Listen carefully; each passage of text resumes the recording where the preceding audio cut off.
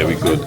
So Kenny, my brother, thank you for coming down. No doubt, no problem, man. Good to meet you. Yeah, I know it's early in the morning, and I know you're a busy man.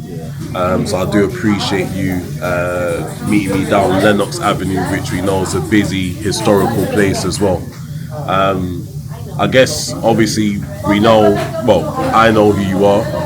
You was DMX's manager, and you're now managing Jadakiss as well. No, I'm not. They got their own manager. I just be running and Moving out. stuff Yeah. around. Okay, Yeah. I'm with you. Yeah, I'm good, but yeah. Thank you. I just want a green tea. You got green tea? Yeah. Okay. Yeah, that's it. I ain't really hungry. Okay. Yeah. So I guess then because obviously I know sometimes as managers they can just help out other artists on the side, like what you're doing with Jadakiss and stuff. So is there any artists you're managing at the moment? No. Okay. So you're taking a bit of a step back right now? I'm taking a break, man. Okay, I hear you, It's man. stressful in that music industry, man.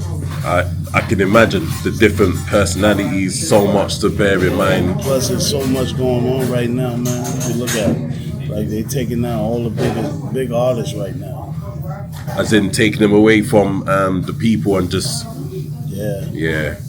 crazy. They taking down Puff. Yeah. They tried to shoot at Jay-Z. Now they just ran down on Jim Jones. So It's a lot right now. So I guess obviously we can get back to that, but talking more about you and your story, I guess like where did you grow up? I grew up in Mount Vernon, New York. And what borough is that in? Is that That's not part of it. It's like Westchester County. okay, so on the outskirts basically. Yeah, the outskirts. Yeah. It's like you got 1 foot in Mount Vernon and 1 foot in the Bronx. So it's like that's how close it is. Okay. So then there will probably be some people that will class themselves as the Bronx, depending on who they were associating with and chilling with and stuff. Yeah. Okay, I'm with you now. And the neighborhood itself, I know sometimes the outskirts can be good and can be bad, depending on the It was makeup of the good people. growing up, but right now it's bad. So it's changed. Yeah, it's changed, man. It's like these young kids don't care about nothing, man. They run around shooting, killing each other for a game, a color that ain't gonna do nothing for them. I guess back in the day, when people was doing those stuff, it was more for money. If you mess with my money, then there's repercussions. But it sounds like now, everything's just messed up. And Yeah, it's messed up. It ain't about the money. It's just respect, my name. yeah. You know, when people was in gangs, it was all about getting money and keeping the organization together. Yes. And now it's like they don't care. It's like they don't respect nothing. They don't respect life. To tell you the truth. Yeah. Before you grow up, you could grow up on this house, and the mothers and them be like, "See you doing something wrong, come in." If you get a lady today to try to say that to one of these young kids, they be cursing out, disrespectful. It's like sad Yeah, there's no respect for the elders right now, man. at all. It's crazy. So, but back then, in terms of violence and stuff, things was cool in the neighborhood, that everything was smooth. Yeah, everything was smooth because everybody knew each other. And everybody knew everybody's mothers. Yeah. So if a mother see you, like, "Oh, I'm gonna go down there. I'm gonna tell your mother." So it was like a village sort of feeling. Yeah. I'm with you. So, I guess going to school, high school, everything, it sounds like everything was smooth. You was doing what you had to do. And then what was, I guess, the first step in life in terms of deciding what you wanted to do? Really, it was a friend of mine, Darren, the Ruff Ryders. Yes. Yeah. That's the founder, right? Yeah, the founder, it was D and Y. Yeah. So it was like, I started hanging out with him, going out of town. We used to go to like different shows, like Jack Rap and all that was back then. So it was like, Then we like somebody brought an artist to him. He ain't really know what he wanted to do. They was like, man, we get out the street with this right here. So we just started putting our stuff together, working, going to different events, shows, showing him his talent. Yes. Then it took a while, but it finally paid off. This is the thing. I remember when, I don't know if it was BET, but they produced the Ruff Ryders documentary. Yeah. This is about 3-4 years ago. Yeah. So I remember understanding his background, also having his faith as well, so not even drinking and stuff, keeping a straight mind and focusing on the mission. But it sounded like it was a long journey. Yeah, it took him almost like 15 years to get on. Damn. He wanted to give us it, but he kept pushing. We kept pushing. Yo, go ahead, man. So what gave you the strength and the patience to hold on? Because as you know, especially coming from the neighborhoods and Because stuff. he wasn't really doing too much, but the Locks were doing stuff. So I started out with them, working with them. So they was doing stuff. They had the No Way Out tour and all that stuff. So I used to just go and deal with that. So when the Locks and Puff started beefing, stuff started slowing down. Yes. So my man was like, yo, find you something else to do until something jumped back off. So I just started running with X, doing little gigs here, there, until they finally popped for him, and then he just kept it.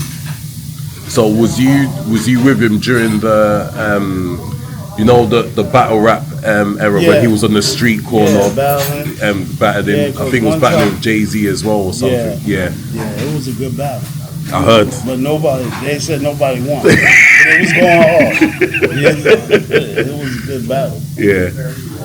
So during that era, because I know he would walk around his dog and do his thing, how, especially being the manager, many people don't know, and with my small knowledge of the music industry, a manager is not just someone who is booking shows and making sure the artist there on time in the studio.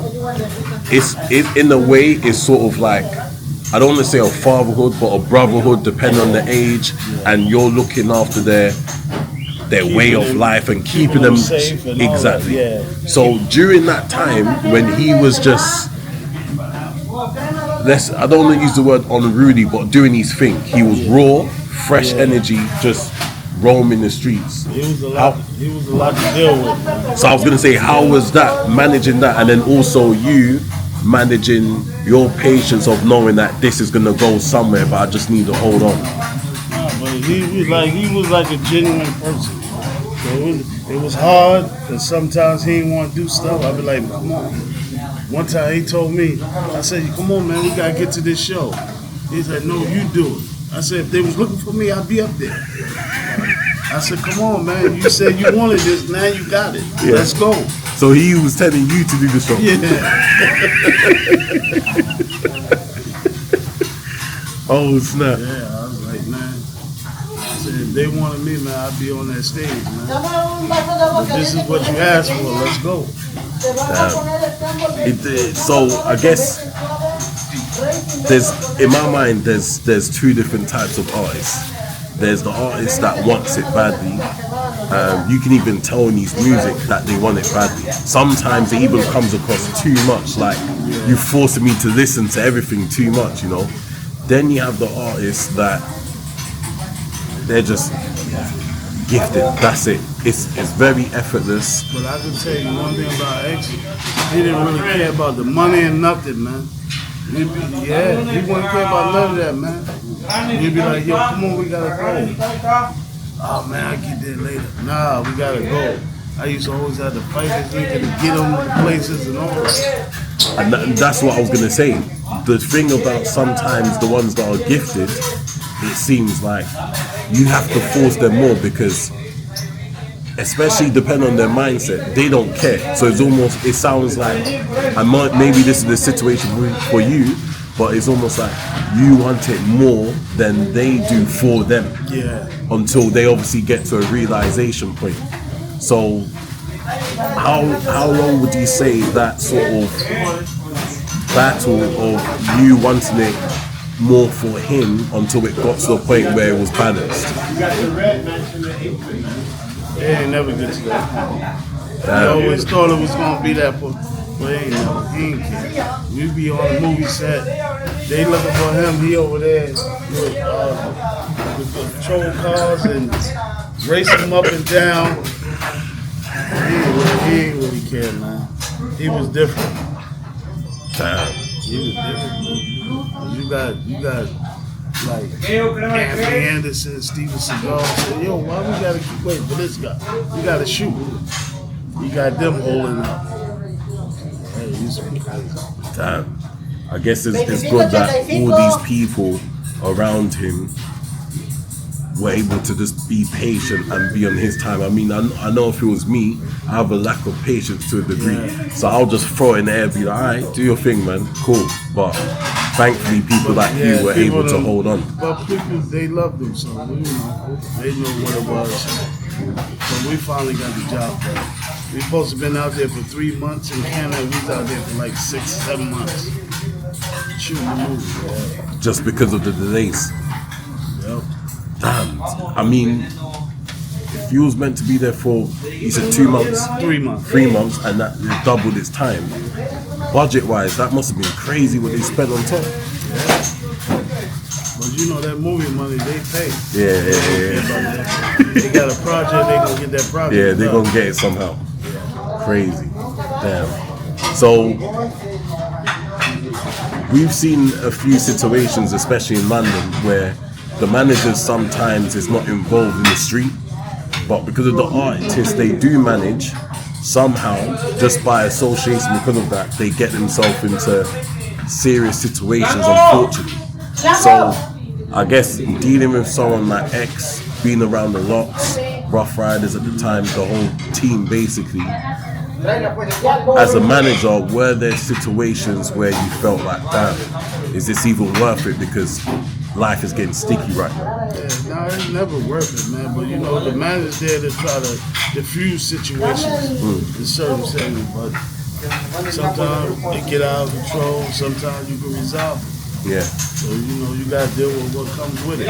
And was there ever a time when you felt, how do I resolve this? Because it's looking hard. Sometimes you can resolve stuff, but you know, some people got more level heads. So you know, you got everybody, I'll let you over here for me. No, but you know, you my bad, you know, you can resolve it. Some, you get a crew that's hard-headed, you get another crew that's hard-headed. Yes. It don't always work good. And so, thank you for that. So, you're on the level where his name is building on the streets. It slowly gets to that mainstream level. Could you share with us that transition from being hot on the streets to now hitting the charts, being around people that I guess you guys thought you never would have been around? Yeah. How was that process for you? It was all right. It was all right because it's like my cousin was Chris Lighty, so Yes. I always used to be around certain stuff, so it wasn't really not too much for me. I used to see it all the time, but it was good. Sometimes I used to go sit there and have breakfast with the father of press bench and all that. Oh snap! Just chilling. Damn. Yeah. And I used to call, like when I come to LA, I used to call Megan Good, and she'd come meet me at Roscoe. I'm like, yo, I'm in town. She's like, all right, I'm on my way. Crazy. Yeah, that was my buddy there. Damn. And so, obviously, I didn't even know that Chris Lighty is a family member of yours. Was he someone, was he the cousin that was like, bro, you gotta make your own way, and then when you get to a certain level I can help you, or was he helping from the get-go? No, you had to make your way. But if you run into a snag, he's there to help you, pull you out. He'll give you the pass when he needs to. That's great, man. Crazy. So, for X then, it sounds like for you, because of Chris Lighty, the other people, that whole celeb culture, all of that, the glam, didn't really faze you. You've seen it around. Because when I was younger, like 14, 15, my brother, AB, he used to take me everywhere. Because he used to be with the Jungle Brothers and all them running. Yeah. I was like 15 going into the Fever. What's the Fever? It was a club back then. Okay. But you know, you had to be old, but my brother knew everybody, so he like... Oh, so you was in from early, yeah. man. Yeah. So for you, it was easy, but for X, how was that for him being around all these pop stars and celebrities? Yeah, man, X didn't like to be around a lot of people, man. He had to vibe with you, smoke one with you, you know, to fill you out. He just don't rock with everybody. Yes. He wasn't never like that. He's always come across to me as someone that, you know, in this era now, even in the situation of you and I hardly got any followers on social media, but because of our mutual friend, he was able to make things happen. With this generation now, whether things people want to look at it as a bad or good thing, that's up for debate. But things can't happen if you don't have a social media following, or if you ain't that. It depends on how many followers you got. There we go. And X has definitely come across as someone that, even though social media wasn't as prominent back then, even if you wasn't a rapper who was a #1 artist, if you was someone come from maybe like, I don't know, Maryland, if he F's with you, he F's with you. That's it, regardless. He don't care about anything else. Yeah, he was loved everywhere, man. Every time we went to like a different city, he like, yo, we gotta go to the hood. We ride through, we see people, give them money, homeless people. Damn. He had a good heart, man. It was for the community. Yeah, and they loved him. And sometimes people that are for the community, unfortunately, the community doesn't really show that same love back when it's needed. And so when he was going through his difficulties, I can imagine close people like yourself was there for him, but was the community there for him as well? Some of the community was there for him. You got some people that used to come up to him and say, yo, man, they would say you arrogant, an asshole, this and that. He said, how you gonna listen to somebody else? They don't even know me. Then he sat there and was talking to the lady, shut up. You ain't nothing like what these people portraying you to be. You're like, yeah, but that's how it be. You know, people put a bunch of stuff on you without even knowing you. Damn. So how was that for you? Because you guys would have had a lot of conversations together as brothers. So how was that for you, knowing that people that don't even know him, don't even know the both of you, are giving an interpretation of him? That's how, but that's how it be until you meet the person in front of each other and start talking. Like, man, you ain't what they portray to be. You know what I mean? So like, people got to know you, see you, meet you, and then find out for themselves. Yeah. But you know, some people, people go on word of mouth. And that's how it be, man. Yeah. So I guess when he reached his first hit, when he was popping, how was that for you? Like, what? How was the celebration? Like, how was the conversation? The celebration it was good. You talking about Dark and Hell is Hot? Yeah. It was crazy. We was going over. Yeah, we was moving so much. I was like, man, I need to take a break. I'm tired. I was tired, man. But they were like, no, I need you. I was like, oh my God, man. Did you find out the news before him, or he found out before you? No, we found out together. Or at the same time? Yeah. Crazy. Yeah.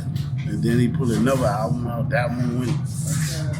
He put 2 albums in one. Yeah, and that shit went like. Damn. So we like flying all over the place, man. Damn. Yeah, it sounds good, but it sounds tiring as well. Well, there's one place we went, like, it was used to be a lady that worked with us. Mm-hmm. And she had Like an got assistant a show, or something. Yeah, she had got a show for us in Trinidad. Oh my God! Man. What year was you guys got in Trinidad? I forgot what year that was. Or era? Man, that was the worst trip ever. Serious. Why? Because they never let us know that you can't curse or nothing in that city. So the DJ was playing music, and then like they gave us a warning. So he told the DJ, "Yo, don't put no more curses in there." So we about to start the show.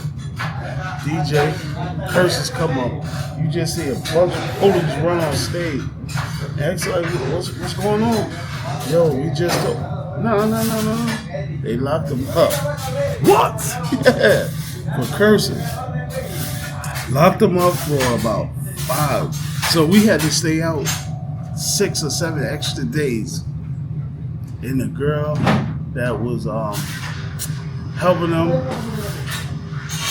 she's like, no, you didn't do nothing. The fucking police hit this chick with a baton in her face. I said, wow, they not playing out here. In Trinidad? Trinidad, bro. This must have been in the 90s or something. Yeah, Man. probably 90s or early 2000s. Man, this was the worst trip. So we had to sit out there 7 extra days until he go to court. But there's nothing in your music. But they was letting us bring him food and all that. Yeah. The prison that he was in, man, they had a hole where you had to piss in. It was disgusting. And all they wanted was some money. That's what it boiled down to. That's all they wanted. All they wanted. So once they were paid straight, they were like, yeah, you out. Yeah. It's crazy. That nigga said, I would never go back there. You I know, don't care how much money, he'll never go back there. you know what's crazy is he's a humble guy. So I'm only imagining if he was someone who is not humble, thinks he's like God in his head, that experience would have been even more crazy. Yeah. Damn. Yeah, it was a bad trip, though. This experience actually reminds me of a story I saw online of I think Fat Joe was talking to Ja Rule about where did he go? They might have went Angola, somewhere in Africa, and I think they performed for this guy who's like in the streets. He's the Don basically. Yeah. They performed for him, and it sounded like after 1 day, 2 days, 3 days, the guy was like, you gotta keep chilling with me. And then eventually they managed to find a way to escape and leave the country. And so, which was crazy for me to hear, because I'm like, how's these celebrities able to, because you sort of forget when you go to other countries, the laws change. Yeah. In your mind, you're just like, oh yeah, UK or US, the laws is the same everywhere, people will respect it. But obviously there's some countries where that don't mean nothing. So did that put a stop to you guys international travels for a while? No. Or was you just still moving? Yeah, no, it still was moving. It was just that bad experience right there. That's it. Damn. He was like, man, I ain't never going there. I don't care how much money they offer. I wouldn't blame him, man. That shit was the worst.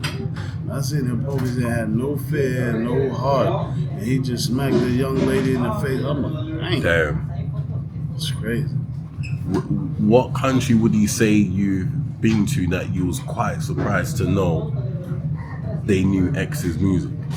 In Japan. Damn. Is They that saying word for word. no way? Yeah, it's crazy. Damn. Japan back then as well. You hear artists now doing Japan now, but it's different. You got social media, so that makes sense. But Japan back then, that's different drip, man. Yeah, they knew all the songs. Yeah, so Japan, they was singing it word for word. Word for word, man. Damn. Hey, That's what you call a die-hard fan base, you know. hell yeah. You know, it was another spot when we was on the Limp Bizkit tour, Yeah. and we did Woodstock. Woodstock, where's that? That's way upstate in New York. And how was that experience? with so many white people, man. They was singing, dancing, bouncing around. That shit was crazy. You know, do you know why that doesn't surprise me? X's music. There's some rappers that you got different type of rappers, and X is one of them rappers who it's about the energy. It's music that even if you don't come from the streets, it allows you to escape. It allows you to get into character when listening to X. You could be coming from work, maybe from the World Trade Center. You had a hard day, or you just made some money, whichever emotion you're in, and you're like, I'm in my dog mode right now, my wolf mode. Let me listen to X and just let it out in the car or wherever you are. So being with a crowd like Limp Bizkit, that rock crowd, that doesn't surprise me at all, man. I can imagine them going more crazy for him than Limp Bizkit. Yeah, it was crazy. Damn. But it was the love. I was like, getting a lot of love, man. Damn. And so, I guess, like,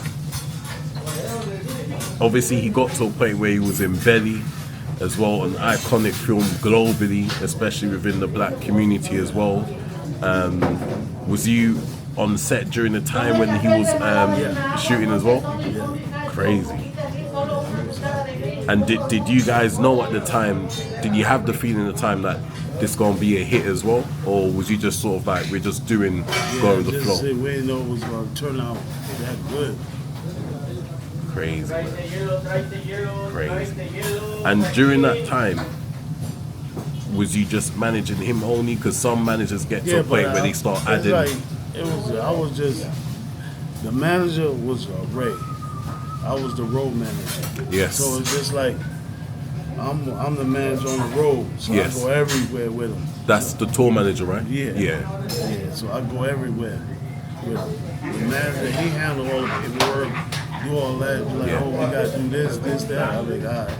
Just making sure he there on time and do what he need to do. And so you said his name was Ray, right? Yeah. Was Ray there from the get-go, or was he some provided from the industry as we hear all the time? He was there. That's his uncle. Oh snap! Yeah. So this is real. Everybody's really Yeah, that was his uncle. Crazy. Because you hear the stories that you got the manager. I've even got a friend that's gone through this now recently, where the artist is now signed, and he's like, the label's told him, yo, we've got a better manager for you, aka someone that will make sure that you follow our, and then you just hear the artist just vanish, and my shit across the street. I don't want to take crazy man. So we get to a point, unfortunately, like I sort of touched on lightly before, where some decisions in life were made which impacted his health. As we know, he got an addiction, which the world was able to see after a while for interviews and stuff. How was that for you? I never looked at it, man. When he was with me, he was never doing that. I kept him on the straight path. And anybody that tried to bring any of that bull, I kept him away. So I really experienced a lot of that. But was it, because I've had friends who unfortunately have used like crack and heroin and stuff as well. Their family members, mum and dad, shooting it in front of them as a kid, all these different things, unfortunately. And you can see sometimes the battle in people's heads where they're trying to help this person. This person is not doing stuff in front of them at times, but the minute they turn their back, you're hearing what's going on, and mentally you can see how draining it is for someone because it's a constant fight. So for you, was it? Even with that, you fight with them and try to get stuff right, but it's up to them. At 100%. the end of the day, yeah. Because when they want to stop, that's when they're gonna stop. Now when you trying to help them stop, like, yo, come on, man. Like, they be like, yeah, yes, you to death. But you know, it's when they get tired of doing that and say, you know what, I need to do something else. I need to change. I need to stop doing this. What you seen on the show when he was arguing with his son and all that, he like, I guess, see me at my graveside. It just be that tough, man. Growing up that young, starting that. Yeah, it's a lot, man. Somebody set you up to smoke it and fuck you up from there. So it's like, that's why you gotta be careful who you drink, who you smoke with. Man. You know what I mean? 100%, man. Yeah, it's Sad. it's crazy. It's crazy. When you hear those scenarios of friends doing that, or older brother sort of figures, you're just like, how, you know? But I mean, from my point of view, it got to a point where it looks like he was slowly coming off again. Yeah. Like, you know, he was getting his act together. He had a wake-up call, if anything, I'm not too sure. What do you think it took? What do you think it was at that point where he did try to... I guess he probably got fed up with it. You know what? Stop. Because he was starting to get fat and all that. Yeah. You know, he got tired. And do you think, because I know he's been in prison a few times as well, do you think that was something that didn't help the situation mentally, or it wasn't really that much of an impact on the addiction? Prison don't really help nobody, man. If you go in worse than you came in, man. You know, you go in and you come out worse, man. It's just like you gotta fear for your life and shit. Yeah, man. Boy.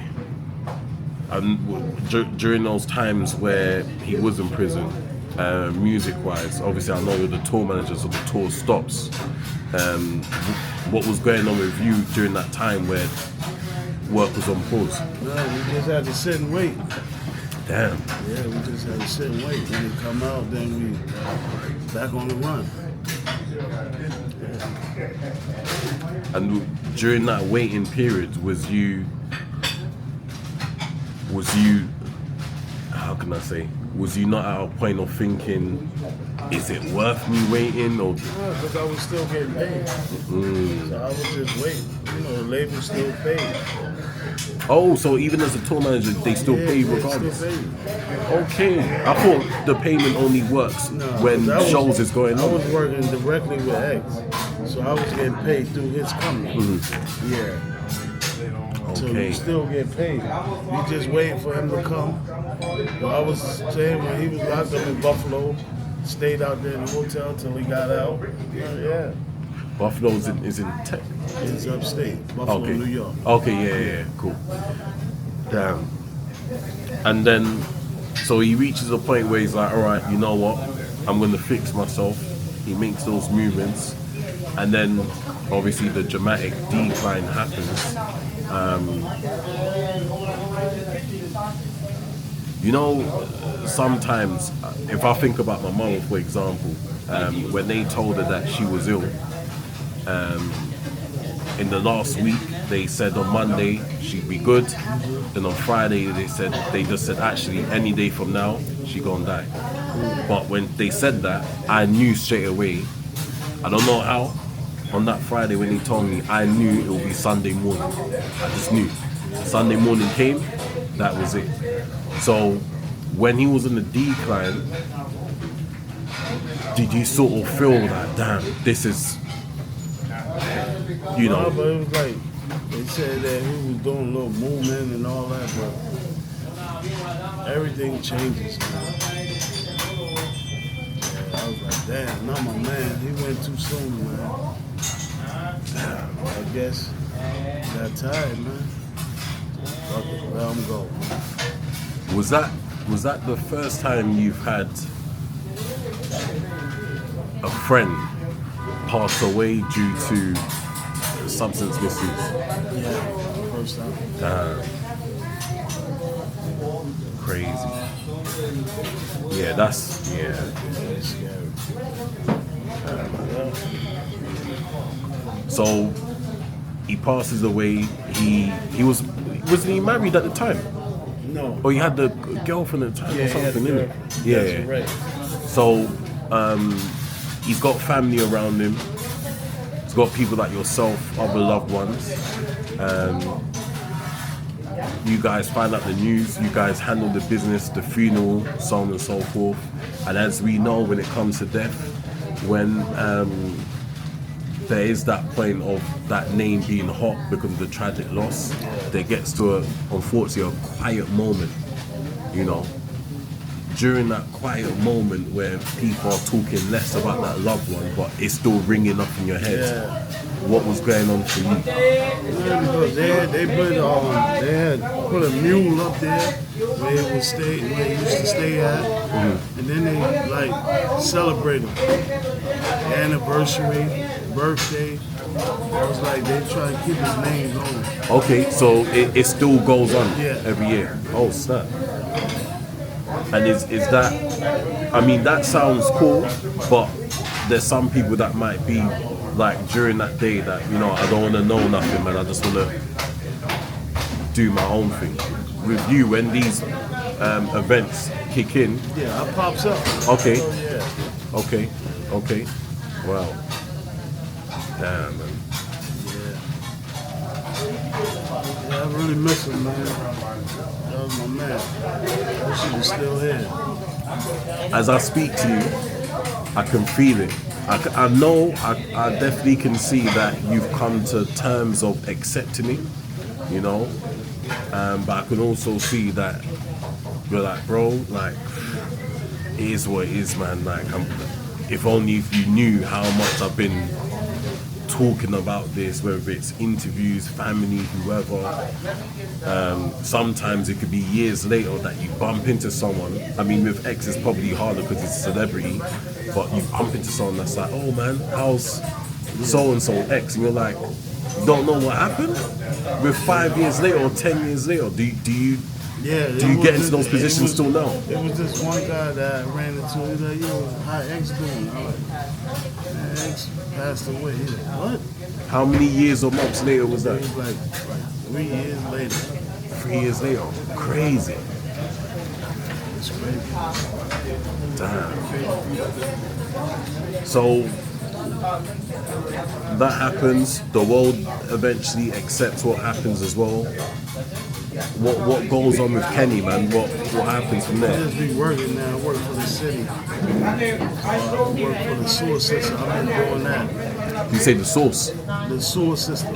The sewer system? What's that? Oh, sewer system. Yeah. Okay, yeah. So that's what I've been doing now. So I guess, how did you get into that? My homegirl put me into it. She like, yeah, man, I'm gonna get you a job. That's good because it's like the union. You got benefits. You're covered, yes. Retirement, So, is it, how can I say? Basically, some people, when they were someone as a highly figure in people's eyes, because we're all human at the end of the day. When we're all someone in some people's eyes, and then we have to make choices to pay the bills or to make sure everything is straight. you get kids and all that, so now you gotta make sure you take care of them. Exactly. But we know there's many people, especially within our community, that don't know how to do by any means necessary, or they have a pride about things, and then that's what actually makes them become homeless because of your pride. You're just a bum now doing nothing. You can't do that. You gotta keep, regardless, it's just like a hustle. Yes. You just gotta keep hustling. But you just hustling in another field. Yes, exactly. You need to feed your family. You can't just stop because this ain't going right. Yes. I gotta find something. I gotta put my tools, put it over here, Yes. and bring that to life. And I'm assuming, unless if you got bad money management like me, I'm assuming during that time and when you was managing anyway, you would have been able to put a little something aside, buy what was necessary. So now it's just maintenance costs and things like that, basically. My baby, my kid's mom, Linda, I used to give her some, she put it aside and held it for me. Nice. So you straight anyway. And obviously I know you're doing that. You're still helping out with other things. You've got your fingers in other pies. I guess one thing I've noticed in America, I think I first noticed it in LA, and I know from the feeling of being in Harlem already, it's the same thing here. You guys will do like 8 things. There'll be a conversation, you'll be like, oh, I got that, or my man, and you're like, bro, how many hats you wearing, man? Do you know what I mean? You gotta do it to get it done. So I guess, what is Kenny also doing right now then? I'm just doing that and working with my brother. He got an artist that's come out, a chick that sing. Yeah? How long you gonna be out here? I'm here till, when I leave? Monday evening. I'm gonna try to see tomorrow. See if we can meet up early and I just like take you out there. Okay. Like a little interview with my Yeah, I'm down, man. I'm down. What's her name? AB Butler. What's her name?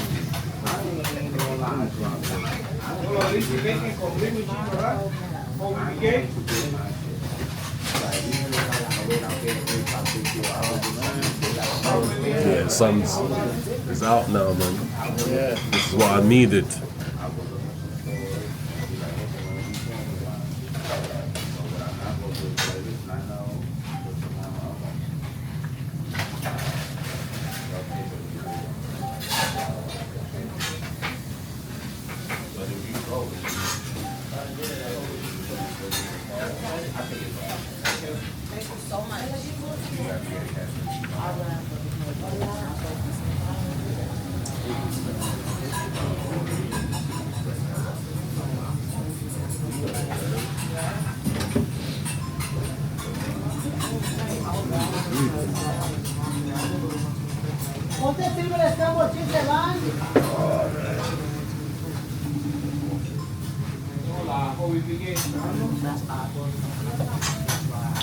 What's up, bro? Yeah, what's the name of your artist, the lady? Soraya the artist. Soraya the artist. Okay, I'm gonna I check it might out. bring my man. He came in from London, man. Doing the interview. I might stop by in the morning so you get a quick interview with you. Alright? This is my brother right here. Peace, bro. You good? Yes, sir. Yeah, I'm gonna check out your artist tomorrow if that's possible, man. I'm intrigued. Alright, okay. All right, peace. Thank you, man. Hey, yo, I got trees out there, and I got an artist, a rapper. He's in Mount Vernon, so I'll let Kenny set it up. Okay. You can interview him too, alright? All right, I'm down, man. Thank you. Alright, bro. Alright. So, yeah, this shows again the hustler mentality that I was talking about in the States, what you just done now. And so you're doing that, and like I know, which many people don't know, you was a part of arranging when the lots came over to London. We're in 2025 now, so that was last year, 2024. Yeah. Was that summertime? It was at the O2 Theater. Yeah. It was live too.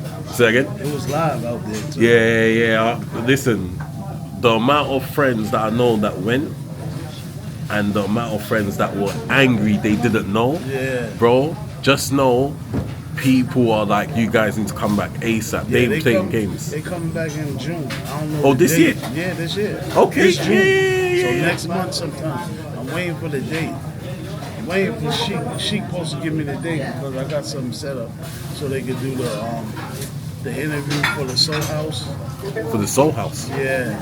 Which it's Soul like House? A membership. You know, Oh, Soho House. Yeah. Cause we got one in London. Yeah. So I'll be touch base with the guy Anthony out there. So. Oh, you trying to do it in Soho House? Yeah, out there. What, you trying to do the show in Soho House? No. Oh, about to say. interview. Yeah, 'cause I was gonna say that's too small for them, man. And everybody would just break down Soho House. You can't do that in Soho House. You need Taylor Swift or someone in there, man. Crazy. Damn. How I guess I know one of the first times they came to London, that was in the noughties. What year was that again? Damn. But anyway, was that your first time coming to London? When you came, when you lot came last year? No. I know it wasn't their first time, but I'm talking about you.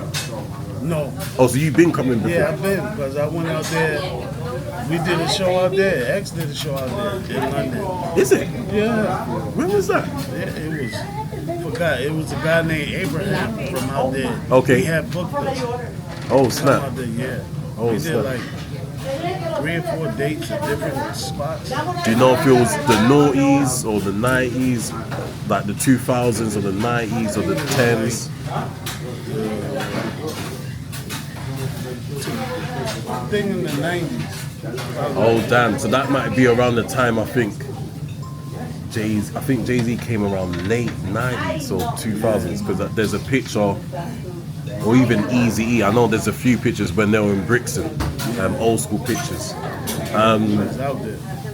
So I guess that's actually good to know. So when you came back then, was you guys just in the tourist areas, or was you, long story short? We was downtown. We had the hotel right next to the O2 Theater. Okay, yeah. Okay, cool. So your experience from then to your experience in 2024, it's different. yeah. Is that, I'm assuming in the bad way? What do you mean, in the bad or good way? Good way. Okay. Good way. All the experience out there was good. It was all good. Okay, that's good, man. Yeah. It was no light, no problem, no nothing. Yeah, that's good, man. And I This guess, time, when we went out there with the lot of people showed up. bro, A lot of people showed up. Even though that Styles didn't make it. yeah, it Because does. he got caught up with customs or whatever. Yeah. They wasn't on there. Yeah. This time, all of them will be there. Wait, has he cleared customs already Yeah. though? He needs to clear it from now, bro, not in the He last. cleared. So all 3 of them coming out there, you gonna get to see. Crazy. You gotta tell them, don't miss this show. Oh no one's missing it, man. No one's missing it. There's people that I know that are in prison. If I call them now, they gonna find a way to escape to be at that show, but I ain't playing. If I call them now, they're like, bro, I'm gonna get there somehow. I'm gonna try to see if I can come out there. What you not coming? I've been working all these Juggle shifts, everything, yeah. I'm gonna try to see. I've been told, I'm gonna see if I can make it out there. That's why I'm trying to get the date so I know exactly What to do from now? Yeah. I can try to put in some time And come back quickly. Yeah. 'cause Crazy. I enjoyed myself out there. Yeah, no, you need to come back if you can, man. Seriously, Yeah, I man. went, got me some shoes, some sneakers. Yeah. Love. Yeah. No, bro, I think I'll be surprised if there's any country in Europe where there's black people, well, even white people, because Locks, they're loved by everybody, man. Yeah. But I'll be surprised if there's any place where love will not get shown, man. You guys are part of history, you know, and I think Love is there. it has to be there. It's not. It doesn't. This is by default, man. I seen that. I said, yeah, love is here. Yeah, man. I think one thing as well when it comes to music, those that are not really fans of music, they just look at the artists and think, oh, it's just them. Real fans like myself understand there's the artists, there's the producers, there's the tour managers, the music lawyers, who sometimes could be good, sometimes could be bad, you know. But in other words, there's so many people that are part of making this happen. And so I guess thank you for doing your part, bro. Especially with X, because it definitely sounds like if people like you and whoever the others were that we may not know of wasn't doing your thing, his career probably would have been finished in 6 months. We had a great team. Me, Mundo, Charlie, Bezo. It was a lot, man. Damn. His mans and them, like Grandpa, all of them, everybody, you know, they did their part. They keep them sane and keep them on track. Was there ever a part where you thought, because this happens sometimes, but not many people are honest, was there ever a part where you thought, I think I can rap as well, man, you don't like it anymore? Never thought that one. Because I know there's some people, they think about it where they think, damn, if I don't come out hot straight away, I'm going to be a joke. So let me just... So you knew straight away, this is not me. You stick to what I know best and let's do that. Yeah, I hear you, man. Oh my gosh, that's crazy, man. Damn. Well, we're in Harlem right now, like I said. Is this somewhere that, also I know where you grew up, was this somewhere that you had strong ties with as well? Yeah. Got cousins that live up this block. Then I got my aunt, she lived on 118th. I used to hang down in Harlem all the time. I guess when you guys are traveling around, especially when you're coming to London, you must be thinking, this place is way small compared to one city that you guys will be in. Bro, look, thank you so much for this. I thank you for having me, bro. I'm honoured. I think it's because I know there's so much that goes on behind the scenes. I understand the position you play, and I've always been someone that's about trying to shed light on people that don't like being in front of the camera. Those are the cool people for me, because it's like everything is just suave, it's just smooth, you know, there's no exactly, there's no let me be in the pictures, you know. Everybody wants to know, the real people always want to know, who is that guy that keeps walking off the camera when it's not necessary. So thankfully I managed to sit down with you, man, and I'm hoping you can come down in June and see the love that the Locks is going to get again, which will be even more because Styles is there now. Personally, I think it's more people coming. I think it's Fat Joe. So it's a couple. Oh snap! Yeah, so it's gonna be a mean show. Damn. A mean show. That's what I'm waiting for. I call him every day, but he hit me the other day. He was doing something. He said he's gonna get back to me. So I'm just waiting until I can let these people know, so they have everything set up. So as soon as they arrive, they can probably go and do that interview, get that out the way. Yeah, of course. So I'm just trying to make sure that goes smooth. You know, one thing I've never understood, bro, is someone like Jadakiss especially. I mean, yes, I love Styles, I love Sheik, I love Jada. Personally, my character is Jada. That's my guy, personally.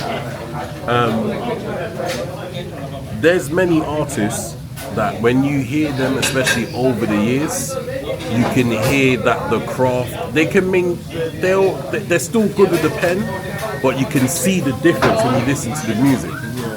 Bro, this guy's pen is dangerous, bro. Yes, man, but he was underrated, and he finally getting it just due now. It's crazy, bro. Like, even when they done the Locks versus Dipset, which I think Dipset needed Max V then. I think if Max V was there, it would have been a match.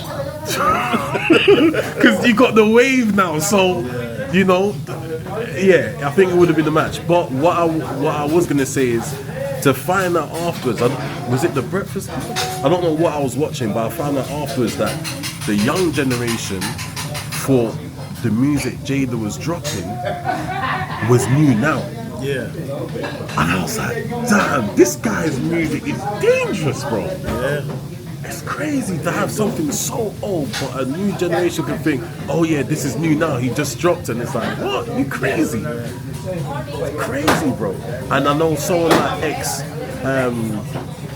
especially where we've had other artists who have come from that lineage, whether if you like them or not, but people like Tekashi 6ix9ine and stuff with that raw energy, and XXXTentacion and so on and so forth.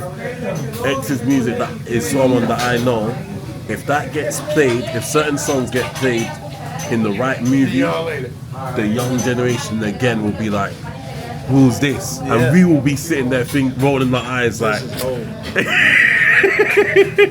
thank you so much, brother, man. Yes. Thank you, man.